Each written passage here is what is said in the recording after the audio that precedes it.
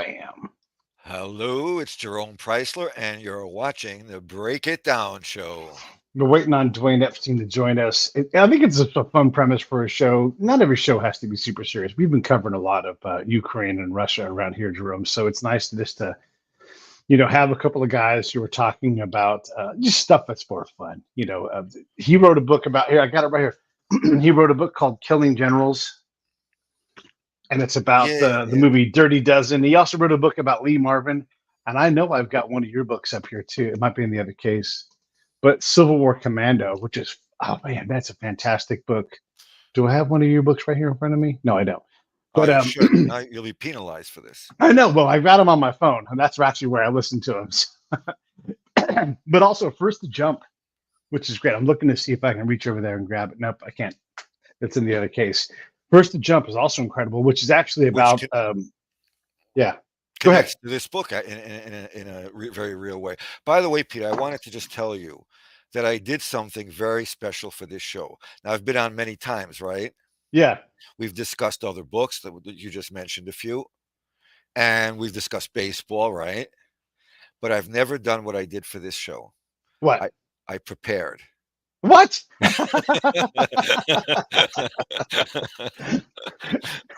Roll the credits. Show canceled. There you go. So, yeah, but I'll tell you how I prepared. I watched it. I watched the Dirty Dozen for the first time. Yeah. Oh man, what a great thing. Now, okay, so if you listen to the people who made the Dirty Dozen, they say there's no link to any actual humans in the making of that movie. Do you buy that? Because you know the Nasty 13 story so well. Do you think that there's any link there? That's and you know what I was sort of looking for that because I hadn't seen the movie in years.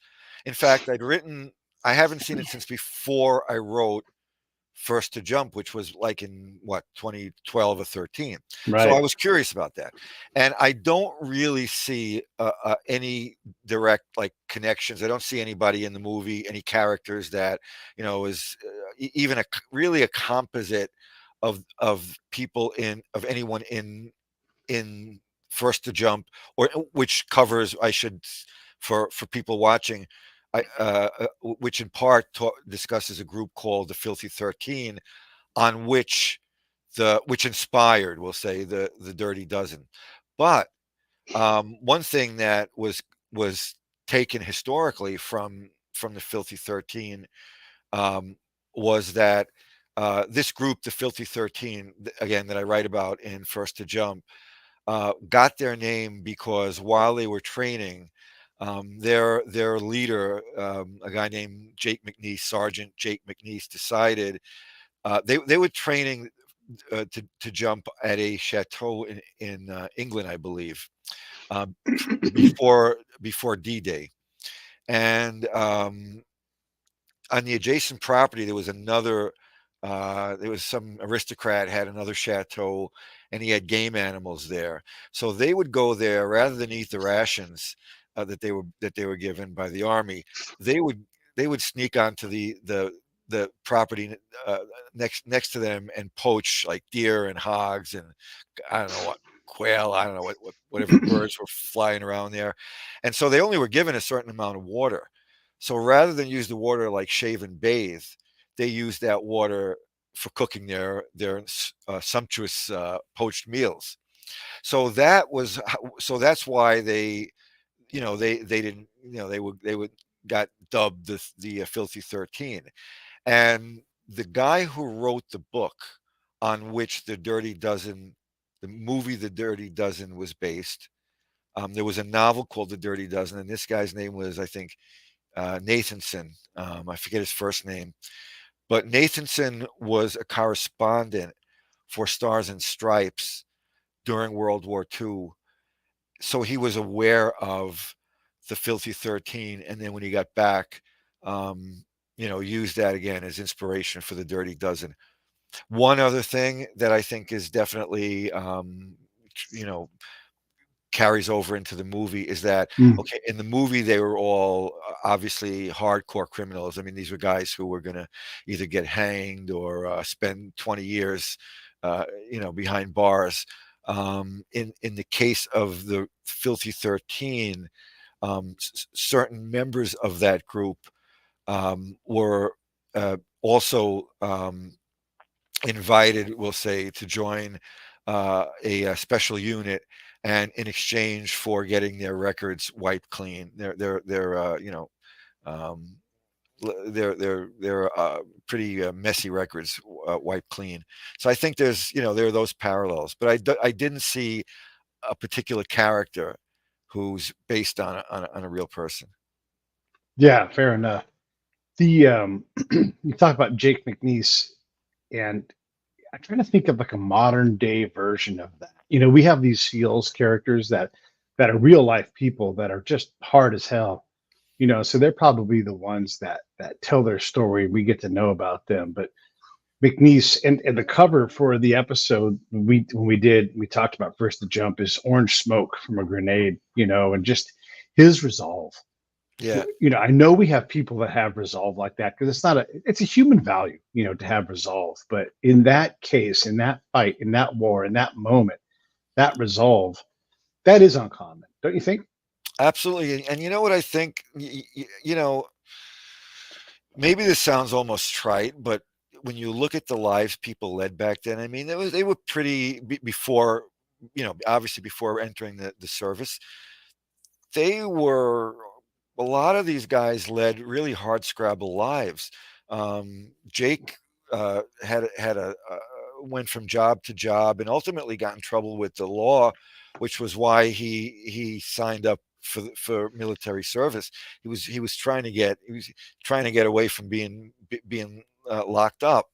Now that's not. I'm not saying that's generally the case, or that's necessarily makes for a person being a hero. No, but in the case of a guy like Jake, there was that sort of maverick spirit Yeah. that came from a pre-World War II, 1930s Depression era lifestyle, and I do think that might have had something to do with it. I don't know. I'm just guessing. Yeah. Yeah. I've got here, it's a stack of letters from my grandparents during World War II during training. My grandfather turns out was a Hellcat pilot, and he Did was a you know this fantastic. No, I before only this? found this out recently, but he Wow. he was a fantastic athlete in high school and then in junior college, and was going to go to regular college, but the war, cut short his career. But like, I'm talking like in college, he was baseball, football, basketball, track, swimming, like anything. And then in high school, even more sports, just an all around superstar. And then he goes into training to become a Hellcat pilot, and he's just old enough to get in and actually fly in the Pacific. But a lot of the fighting was over. They'd already started to slow down the number of pilots that they needed, so he just gets in. And so you see these guys that have this very small window of time where they get to be part of this incredible effort. And he has four older brothers. Three of them die. Two of them make it to about 18 years old and appendicitis and no antibiotics, and they're gone. One of his older brothers makes it and goes, and he's also a pilot. He goes to the European theater, and the other one dies as a baby. So that's just one part of the 7 years leading up to him going to war. And dad is gone because dad's left a lot back then because life was hard and they had to go somewhere, and then somewhere else. It was a very hard existence back then. Yeah, and I think we're kind of saying the same thing. It's that, the phrase "the greatest generation." It's not an exaggeration. These were hard times. These people grew up really quickly, and I think that it was certainly a contributing factor to them being a lot of these guys being great soldiers. Yeah. Yeah. I know, like from reading the letters, once my grandfather does deploy, he's sending the bulk of his money back to his mom to keep up the household. It's just her and his younger brother. But, that was a lot more money than they'd ever had.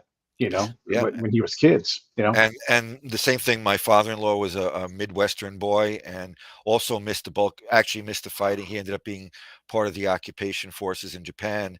Mm, And same thing. I mean, he had a large family. He was sending all his money home to support his mother. I think his father had left, or was his father was gone at that time. yeah, And some of the money that he sent home went to sending one of his brothers to school. It was just the story, you know what I mean? It was just sort of that yeah, universal story. Um, I was just my father didn't was in the concentration camps. He was, uh, he obviously was in Europe. He was from Romania, and here again, I was just talking about him last night, and I was thinking, when this guy was 14 years old, he was in a camp and had to survive for himself. He was the last. He and his brother were the last of 7 siblings to survive, and then mm, after living through all of that, they come to this country. There's just four of this huge family. There's just four of them left. My father, his brother, and his aunt and uncle, who are generally the same age because they came from these huge families, and they all shared one apartment in Brooklyn. They had to learn the language. They learned how to become American citizens. They learned how they found, they they they all chipped in to get their first car. They obviously got their driver's license. They learned how to dress. They wanted to be, it was very American. That was a point right, of pride for them. And I don't even mean to be like really rah rah patriotic, but it's just hugely impressive that that that's what so many of these people did. yeah, And again, my father grew up on a very, very small farm. They had 2 cows, 1.5 horses or something, depending on what day you would ask him. He would yeah, walk the geese to the stream every morning to so they could have water. I mean, this was his life. No heat. yeah, yeah, So yeah, so that was it. yeah, yeah. It's remarkable in the case of my grandfather, longtime California residents, multiple generations, but the yeah, the going wasn't easy, and they would go because California boomed in a lot of places because California's a big place, and if someone found oil, even if it was someone related to someone, you would run there because there'd be money and steady work, dangerous work, but that's where you would go, and so that's how you get born in a place like Santa Maria when they Uh-huh. would stand up, oil derricks on the beach. I mean, people nowadays don't realize how many oil derricks were right there in Santa Monica on the beach. Like there's these great Yeah, little I, league I wouldn't know pictures. that. Yeah, there's Wow. these great little league pictures of my dad and his brothers, and it's like like Jeff's oil drilling. It's like right there in the 50s, Wow. on the beach and everything. And it's such a different time. And so it is interesting when you think about, Jake McNeese and jumping into the Battle of the Bulge or into D-Day or whatever. These guys. Well, the last survivor of the USS Indianapolis is from my hometown, Benicia, and when he went down, or when the ship went down, and he's out there in the Pacific for 5 days floating around, and he got back and he survives all that. He never told his parents because everybody was suffering. It wasn't like this isn't a big deal because, like, why would you talk about yourself? Everybody has it hard, right? Like, we lose sight of how hard life was for so many people 80 years ago. Hmm.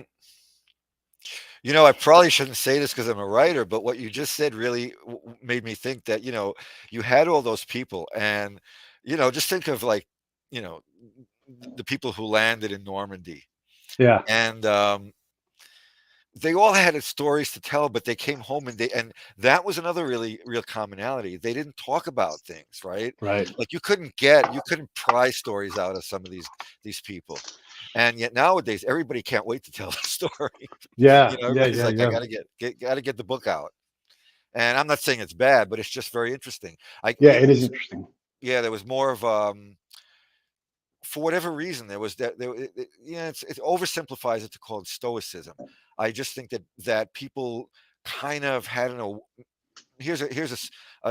on the spot theory, but I wonder if these people just had that awareness, whether it was conscious or not, that everybody had a hard story to tell, and they didn't want to really feel they didn't feel they were different than anybody else. They knew Yeah. like the guy, the other guy had the same story or a tougher story, so they didn't really think they were doing anything special, you know. And bringing it to the military, I mean, the citizen soldier, Hmm. that was how they felt. It was, um, I remember when I was researching First to Jump, and I would read some of the letters that these guys wrote before they enlisted, and all of them felt this desire. They thought, well, okay, they'd heard what was going on in Europe. They had some awareness of, at least, of what Hitler was about, and they felt that somebody has to stop this. It was Right. this social obligation, this societal obligation, rather, that you know we can't let this stand. We can't let this bad dude take over the world, and that's so different than what we have now. Yeah. Um, Very different. so Yeah. It is a lot more comfortable now. There was yeah, rationing. Like I look through my grandparents' things because the families kept them, and I can see the ration cards and you know just the sacrifices everybody had to make and to work in a factory as a high school kid for the war effort yeah, was expected. Like how could you not do it? And playing football games at different times and all the things that they had to do because everybody was united in this war effort. It wasn't like you could just go live in whatever the Silicon Valley and ignore it, and just go do your regular life and never have to make one single sacrifice. yeah. Like that didn't Really, exist back then. yeah, absolutely. I just finished a proposal for what I hope will be a World War II era espionage novel that I Oh, want to write. Yeah, it's nice. and so in doing the research, I obviously knew about rationing, but there was a scene that I set in New York where I just have this one guy walk into a coffee shop, and even something when you in as simple a transaction as the guy's going to get some coffee, you realize that sugar was being rationed, coffee was being rationed. Um, so it was like there would be signs up, sorry, can't serve sugar today, can't serve this, can't serve that. It affected the smallest details of people's lives, That's right. and so these sacrifices, big and small, Mhm. were, there was only so much meat they could buy. As you said, everybody had a coupon booklet, and they could buy so much meat, so many cans of vegetables, and it was done uncomplainingly. I mean, yeah, where people are people and they grumbled, but it wasn't it people understood that this was, again, part of the social contract, that Yeah. there you're part of a civilization. You're part of you're a citizen of a country that's at war, and you're expected to make sacrifices. And these Yeah. sacrifices, when they looked at what our soldiers were doing in Europe and in the Pacific, then giving up sugar or steak was nothing. Um, here in Maine, a couple of years ago, also researching something I was doing, I went on a tour of a local island, on a kayak tour, and the woman who was the main guide pointed out the location of, there were some plants that had been used. I forget which they were. I should know better right now, but the fibers were used to make as part of the life rafts during World War Yeah. II, and Yeah. the local women um, were all working on them. They were just doing it. They weren't. I don't know if they were getting paid or not, but that wasn't the point. And if they were getting Yeah. paid, what was it? 5 cents a day or something. But that wasn't it. They were doing it to be part of the war effort. Yeah. Just up the road from me, I have Bath Iron Works, and people were coming. That's where they made some of the duck boats and other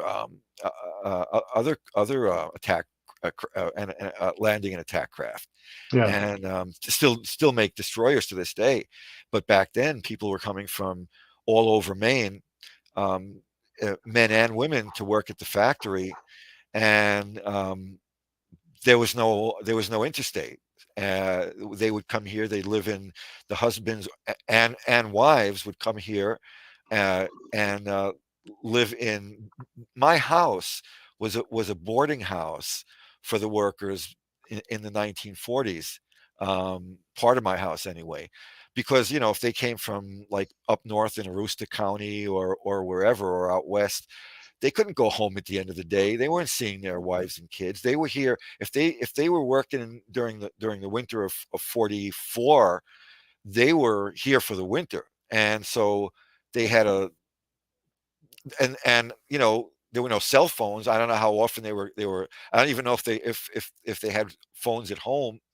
So what I'm saying is that, again, you look at the sacrifices people made, Oh yeah. and Yeah. you could go on and on. We could talk about it endlessly. It's amazing. So, so I'm new to this part of my family. I found my biological father at 50 something years old. And so that's when I found this. And I'm like, hey, let me dive into this story. And they're like, yeah, do it. So, I dive in, and one of the things that we don't know a lot of is like, what was it like to become a fighter pilot? Because we just don't ever tell that part of the story. It's like, presto, fighter pilot. There I was, the Coral Sea, like, no. There's actual process. And it's interminable if you're in it. Like, have you ever been to military training? You're just like, oh God, just get me out of here. Like, please put me in front of some Germans or something. Like, you're desperate to get out of here, Yeah. And so I've got these stack of letters, and he's just like, he's not in any way worried about the war. They didn't even, he's like, it's just, I love you, like, to his girl, I love you, the lady who would be my grandma. And it's all just, I miss you, I love you, I can't wait to be together with you. And it's just all love letters, and it's a super immature love, because they don't know how to be apart and be in love, and they're not allowed to get married and all this stuff, right? It's not the damn Japs or any of that stuff. None of that is in there, and so you have this whole long drawn out process where he goes from this place to that place to this place, and it's all just little baby incremental steps, from like how to chalk the wheels on an airplane to, and I don't know if you know this or not, but they did the bulk of aircraft carrier landing training in Chicago, in Glenview, Illinois, on the Great Lakes. And he goes there, and it's just this magical thing. You'll appreciate this. So, the Union Station in Chicago, they commissioned Norman Rockwell to paint 1944 Christmas for the cover of the Saturday Evening Post. And so he went down to Union Station to kind of get a layout of the place. And they're like, hey, however you paint it is how we're going to decorate it. So how do you want us to decorate it? And he's like, well, decorate it however you want, and I'll paint that. And they're like, no, we're going to follow your. So like, there's this whole, side story of Norman Rockwell going there and, painting this whole thing in advance of Christmas.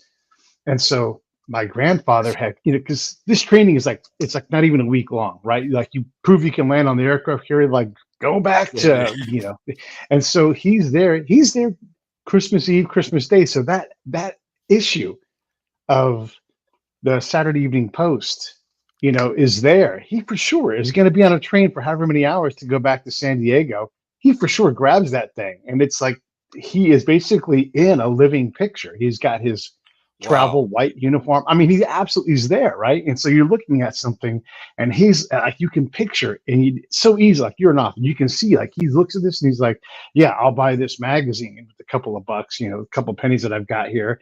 I'll go grab a dinner, and then I'm gonna head out towards wherever I'm going to next on my way to the fight. Ultimately, it's his last bit of training.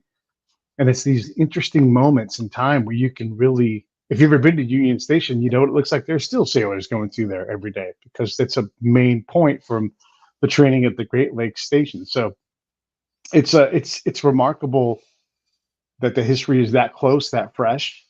You still have these letters, the ones that are sitting on my desk. You have the orders. I can look at the onion paper. Here's another thing too, is as a guy that's gone through many deployments, someone sits down and it's like bang, bang, bang, bang, bang, bang, bang, bang, bang, bang, and they're typing out all of these orders, right?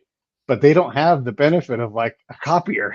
It's like dang, dang, dang, dang, dang, it's like Yeah. here's 25 copies of your order. You're sitting there just like waiting and waiting. Then you get on a train. Yeah, there's no phone, right? Maybe you scratch out a letter, but you're on an old train, so it's like so everything is slower, and it's just Yeah. a different time. Yeah. And so how did you come upon these letters? Did you know they existed? Yeah, the Is family that kept them, and it's just from one little slice of time. And some of the times it's her to him, sometimes it's him to her, right? And so I don't yeah. have all of the crossing letters. Maybe there is somewhere in some box somewhere else, and they'll find some more of them. But yeah, it's really interesting to see how they're communicating back and forth when they were forced to be apart. That's pretty amazing. It That's pretty is. amazing. It really is. It is. And a lot of it is mundane, but there's stories in that mundane nature. And then like there'll be a little glimpse of something that's worth like, oh, that happened on this time, or they'll reference the weather. So then you can pull up the newspaper from that day and you can see what other Mhm. stories were happening, whatever. And like they're from LA. And so Jeannie Crane's an actress, and Jeannie knew both my grandfather and my grandmother, and so so she's a relevant player in the story. And A League of Their Own, the Gina Davis character, she's built on a peer of my grandfather and grandmother, and so she's an actual person who's relevant in this story. And like these people Wow. all walk together. Betty White is a character in this story because she went to Hollywood High. It's the same time frame. Jackie Robinson is a relevant person in this orbit, and it's like all of a sudden you realize like all of these people, even if they weren't directly connected, they were often in the same building doing things together or were at least on opposite campuses or whatever, and they were all Yeah. in the same. And it's just a wild, it's just really blows your mind. You Yeah. try to draw a line through that story and make it all happen. I don't know if I can pull that off, but these are real people, real Yeah. stories, Yeah. and it's mundane day to day slice of life stuff. But then you put it into the big picture of the big thing, and you realize just how many normal lives were touched by this war. Yeah. Something you just said that when you talk about it being mundane, do you know that old song? I think it's called P.S. I Love You. Oh yeah, It's, yeah. and if you listen to the lyrics it's from the 40s. No, I think it's actually from the 30s because I think it may have been written about World War One. Mm, And what it is, if you listen to the words, it's a woman at home. It's a housewife and mother, and it's just a song that when you if you listen to the words from beginning to end, the end bowls you over because she starts out and she's clearly either writing a letter to her husband who's off to the war or thinking about the letter she's going to write, and she talks about how the you know the neighbors say hello and all this stuff, and so and so got married, and I bought this today and bought that, and just all of these mundane things. And then as the song progresses, she's trying to be upbeat throughout the song and not worry her husband. hmm And then, but as the song progresses, there are these little glimmers of what's really going on, where she says, she really needs to buy a new set of dishes to um, replace the ones that are just sitting in the sink. So you suddenly Yeah. realize that the woman is depressed and she's not washing her dishes. And there's another line about there's a mark on the table from her cigarette, hmm and just these little kind of um, flashes of what's going on, what her real emotional state is, what's going on in her psyche, how lonely she is, how frightened she is, how much she misses her husband, how difficult it is for her to be left alone with to raise her children. But it's all told in through this woman talking about these very, very mundane kinds of things. So and so came over. She says hello. I hope you get this message. It's and it's like you were saying a minute ago. Um, no phones, no cell phones. Um, People just Yeah. out of touch for months on end. Letters if they arrive, taking God knows how long each way. Um, and then when you have the spouse that's off to war, how much did these people in, in Indiana or wherever, Pennsylvania, what did they know about, France and Yeah, um, Germany and any of it? They might as well have been talking about another planet. sure. Yeah, So it's um, yeah, just really interesting stuff, and that you've got yeah, these letters is just it's pretty mind blowing. I mean, it's great that you got them. yeah. It really is. And then one of the things I was doing is I was going through the archives of things, but and a lot of stuff's online now. So I'm going through an archive of a yearbook from when my grandfather was in school, and I'm just flipping through it, and all of a sudden, this is like in the very beginning. I'm like, is there a story here? And I go through and I turn a page, and there's Don Norton. That's his name, and he has signed a girl's yearbook. And I'm like, oh my God, this kid just came back to life Wow. from Yeah. from 80 something years ago. You're a real swell gal, Don Norton. And I'm like, whoa, yeah. Like who else was looking for that? Nobody. Yeah. Like, and if I don't take the time to grab that moment, you know and then that baseball player from A League of Their Own, she signs his yearbook, and that family deserves to hear that, because that moment is gone unless someone goes through and says, hey, this happened, and Yeah. so you realize that there are these little valuable moments that, if not now, never again, like that. There's all these parts of the family story that are just barely there, and you can breathe life into them. And some of them exist because they're out there in LA, and that you can go get a picture of a building or whatever it is, but you have to be able to weave it all together, and some of it won't make it, some of it will disappear and won't ever be part of the story. But it is amazing to be able to, because of where we are now with how we can do this thing, we can write a book, you can do anything, right? You can do a little 10-minute documentary on YouTube and put it out, and it'll exist.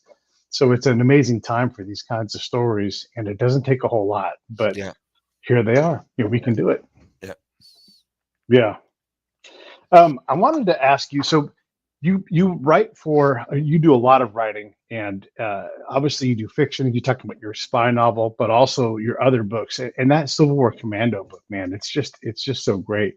But you also do your day to day work of like writing under the Clancy banner, that kind of thing. I mean, that's just such a broad swath of writing. I mean, you're writing under in somebody else's voice, or at least whatever they accept for how you write under that. You have your own fiction voice. You have your own like historic, or historic, nonfiction voice. How do you decide what you're going to do next? Sometimes it's find out who's going to pay me. Yeah, the money talks. Yeah, But yeah, and it could be that, or it could be like you're talking about Civil War Commando, and that was just it was the way that came about was I had done First to Jump, hmm, and so I was looking for another book to write, subject to write about, and hit the same editor with a proposal. yeah, I had done two World War II nonfictions in a row. The one before First to Jump, was called Codename Caesar, about right, a submarine, and so I wanted to. I sort of was a little tired of writing about World War II, or rather, I needed a break from it. I just wanted something that was different. So I thought, let me write about a different era. And I thought, well, because I wanted to keep it a military story, since I was again hitting up the same editor for potentially the same publishing house. I just started looking. I started looking on the internet. And it's like you said, it's amazing what you can find. And I came across some just I type stuff in randomly, and I came across something about this guy Will Cushing during the Civil War, and I thought, Civil War, that's a cool, big, cool era, and it was a naval story, and there haven't been a lot of books about naval action in the Civil War.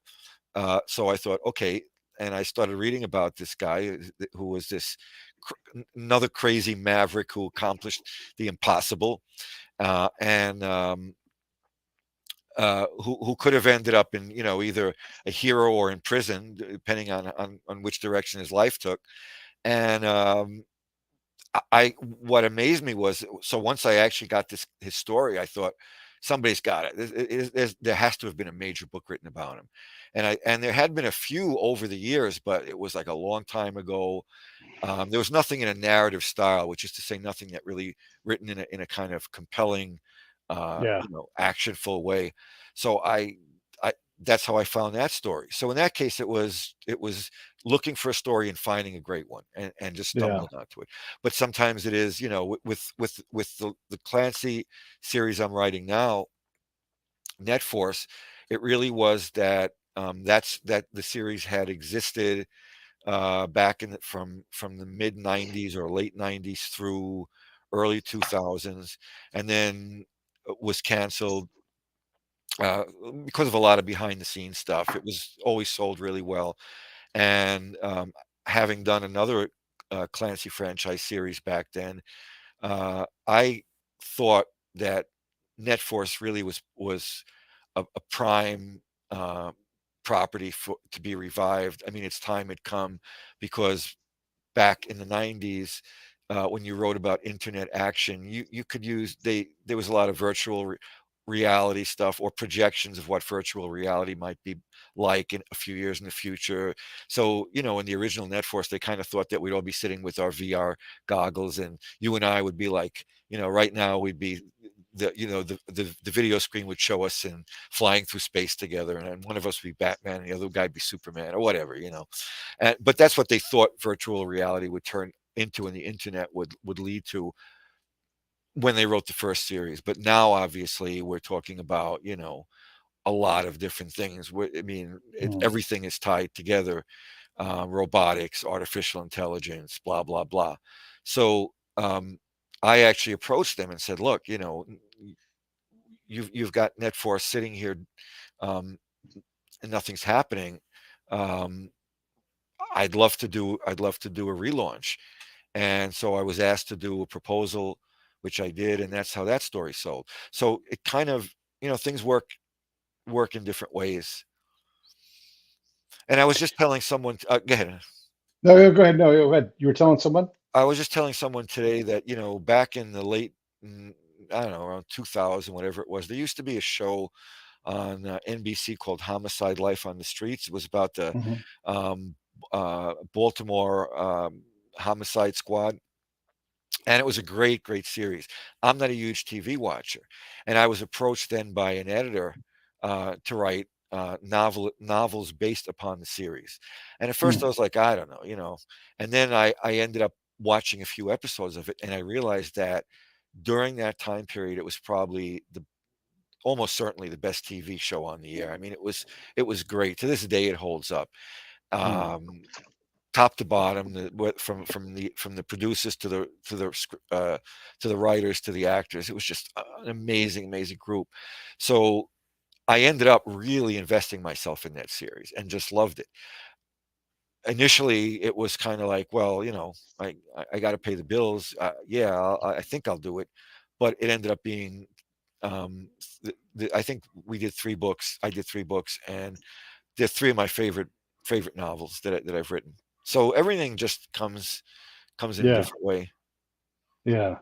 But the Clancy thing, I'm curious because you know, the books written after his death outnumber the books he wrote, Yeah, by far and now. that's crazy, right? And I think if he was to sit here, he'd look around and be like, "Damn, like this is really a lot bigger than I ever imagined it would be." I mean, I tons don't of know. I movies. don't know about that. Oh, yeah. Okay. Yeah, yeah, yeah. I think that, like, when he was alive when I started, Hmm. working with the franchise. I started in '99 or '98, and Tom passed away in like 2010 or 2011. Hmm. So, he was very involved, and he knew he was building a franchise. He Mm. knew he was, I don't know if he saw himself as Walt Disney or anything, but he was very well aware that he was building up a brand, and I think that he would not. I don't think he would be surprised. I honestly Mm. don't. Okay. Okay. Yeah. And then is it? Do you think? Why has his genre, and I'll say genres because there's enough of it that's different now. Why has that continued to explode? There are so many. I mean, on my bookshelf up here, there's a lot. I mean, there's Andrews and Wilson's right there. There's Jack Carr right there. There's so much of this stuff. How? Why is the market so hungry for this kind of fare? I think that when Tom came out with Hunt for Red October, Red Storm Rising, Patriot Games, with those books, it was the first time that I think people got the sense that they were really looking at how things actually worked. They Mm, were seeing what where military technology stood, and and kind of looking at its forward edges. They were getting a glimpse into um, geopolitics that I don't mm, think had been offered with that level of realism before.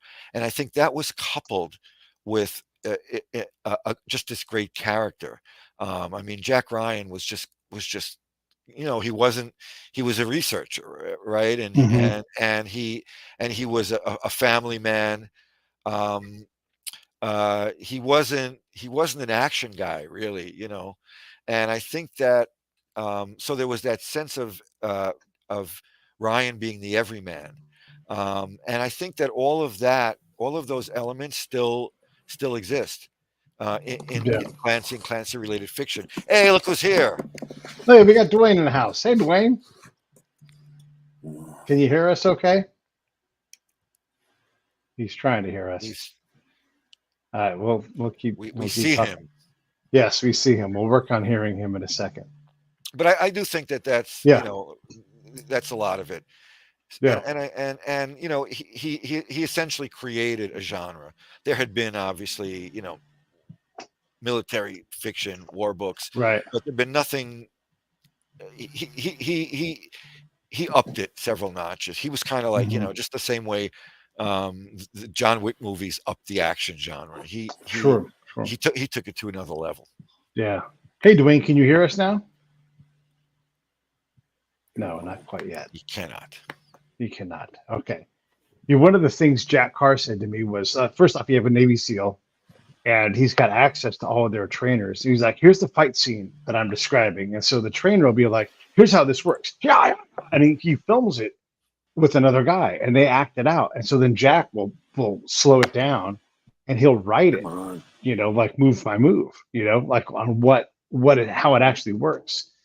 And that's all born out of what, you know, that all belongs to Tom. Like that's all downstream from Tom's, like saying, here's, whoever it is, whichever character it is, Clark or whoever, talking about the moves that they make. Now you have an actual Navy SEAL inspired to go out and say, I have these things too. That's his versions of James and saying, Mhm. here, this is how you teach someone how to, and this is how this guy gets this special capacity, and so it really is an amazing thing. But now also you have the cyber side of it and all the other elements of that world and what's coming next. And It's that was a thing, like, with that, people don't realize about Tom. Like, even when he created NetForce, Tom loved science fiction. He loved gaming.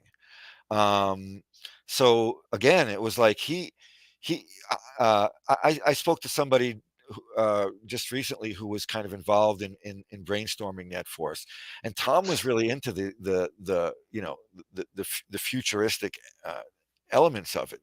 mm, So he was an interesting guy, yeah. obviously. One of the things that because I read a lot of the Jack Ryan side of the books, and he reached an end at a point in time where he was no longer, I didn't feel relevant to someone who's in the counterintelligence world. His language had stayed the language of an older man, right? And he wasn't relevant to the people like me who were like, I'm actually a counterintelligence agent. You're writing language that I might be saying, and it wasn't the right words anymore. How does an author, like as great as Tom Clancy is, how does an author avoid that? How do they stay age relevant and not talk like not write like a 65-year-old man who's actually a 25-year-old dude? That's a great question. You Yeah, got to work at it. You got to stay young. I mean, you have to stay young of mind and heart. And I don't say that facetiously, right. because I tell myself all the time that I don't want to get stuck in that kind of rut. So as I become more seasoned in years, I really try to keep up with contemporary culture, Hmm. technology, language. That's part.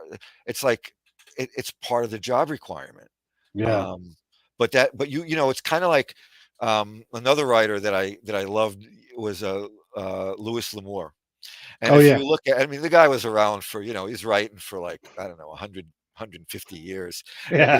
if you look at his later books, obviously, and I don't mean this in any way to like, Of course. disparage Louis L'Amour. He was a great writer, but as he got into his later years, I don't think his editors wanted to like challenge him in actually editing his stuff. So you would see he would repeat stuff in the book, like a description would be repeated 5 times, different lines of dialogue and things. And I would think, Yeah. Louis getting up there, Are you guys but able to hear and see me? now Yeah. we We can can hear and see you. both. Yep. Yep. But Yeah. I think I, it's like in life, you want to, Yeah. you don't want to let yourself, get, old and decrepit. You want to really stay open to life as it unfolds. Yeah. So but that's Yeah. a really good point. Did you feel like that was fair criticism of Tom Clancy, like I, towards the end? yes, Yeah. I did. I Yeah. have to Okay. admit, I did. Yeah. Yeah. And that's not a knock on Tom. Look, Tom is No, incredible, and it's yeah. like it's great, but it does happen. Hey, there's Dwayne. Dwayne, how's it going, man? Thanks for joining us.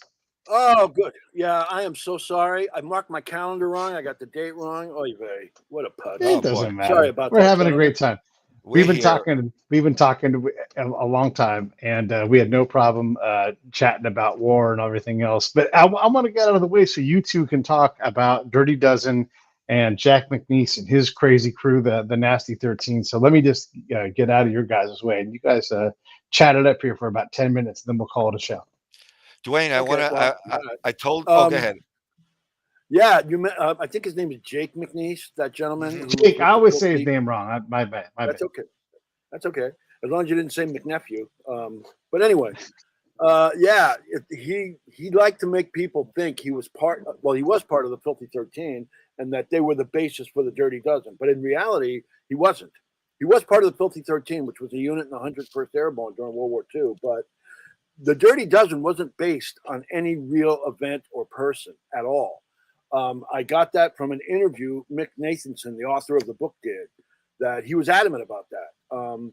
And matter of fact, when they did the special DVD, there are several featurettes that went along with it. And one of them is a half-hour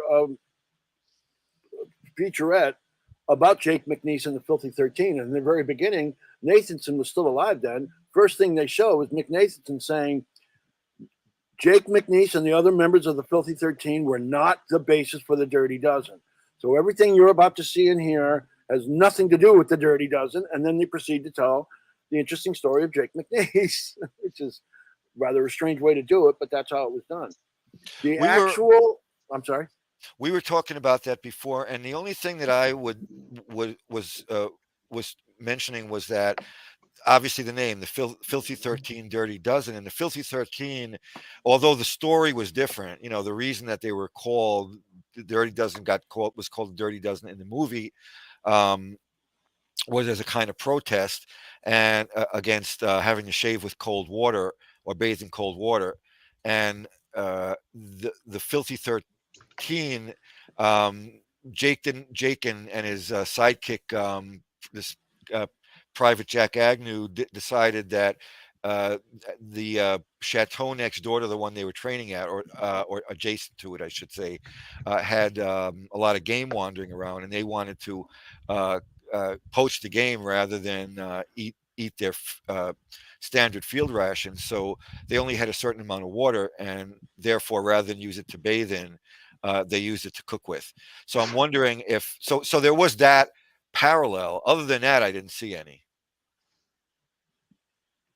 I'm sorry. I'm having a hard time hearing you because it's breaking up on my end, and I didn't quite hear what your statement was. Sorry. We'll skip it. Move on. Let's move on. Yeah. That I heard. What I can't tell, the only other thing I can tell you maybe about, I don't know if you mentioned this or not, about the genesis of the Dirty Dozen was that, and I love finding this out. A lady I know who wrote a book about the making of The Graduate, also, her name is Beverly Gray. She had interviewed Mick Nathanson about 2 years before he died, but the interview never got published, and she gave it to me. So I was able to get all this exclusive information, kind of like from beyond the grave. And he told her that the genesis of the Dirty Dozen came from, of all people, Russ Meyer. You guys familiar with him? Yeah. I figure anybody over the age of 40 or 50 is definitely very familiar with the king of sexploitation. When he was in the Army, he was a unit photographer for General Patton, and he was assigned at one point to photograph a bunch of prisoners, and he was told they were called the Dirty Dozen. He did film them. He turned the film over to his superiors, and he never heard about it again. He also went back and asked what happened to the so-called Dirty Dozen, and he was told they all died on a secret mission. And he told that story to Mick Nathanson, whose reaction when he heard it was, the hackles on the back of my neck stood up. That's an amazing story. I think there's a story here. So he and Meyer together, Russ Meyer, did some research, deep research. Russ Meyer still had clearance with military intelligence, and they went to the Quantico and all kinds of places to see what they can find out. And it turns out there was no mission and there was no Dirty Dozen.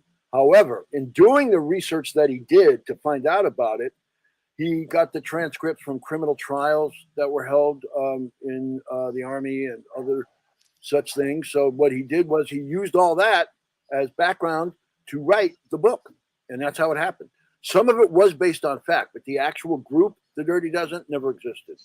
And what's funny was after the book came out, Nathanson said, well, mostly after the movie came out, Nathanson said he was getting calls from people who said, oh, yeah, I was in the Dirty Dozen, or I was the pilot on the plane that flew them on their mission. And all he had to do was ask him a couple of obvious questions. And it was very obvious they were just BSing him. They just wanted to be famous. It's like I saw Babe Ruth, you know? Yeah. That's why. Yeah. I have a question. I actually, knowing I was going to meet you today, I rewatched The Dirty Dozen over the weekend, and I hadn't seen it in years. I was struck more than I recalled by the climactic action sequences. They were freaking amazing. I wonder what you could, if you have any stories to tell about that, because I was just, I was just dumbstruck by how great they were. Yeah, it's interesting you brought that up because there is a lot of what's urban legends about that film that have grown over the years since it came out in '67.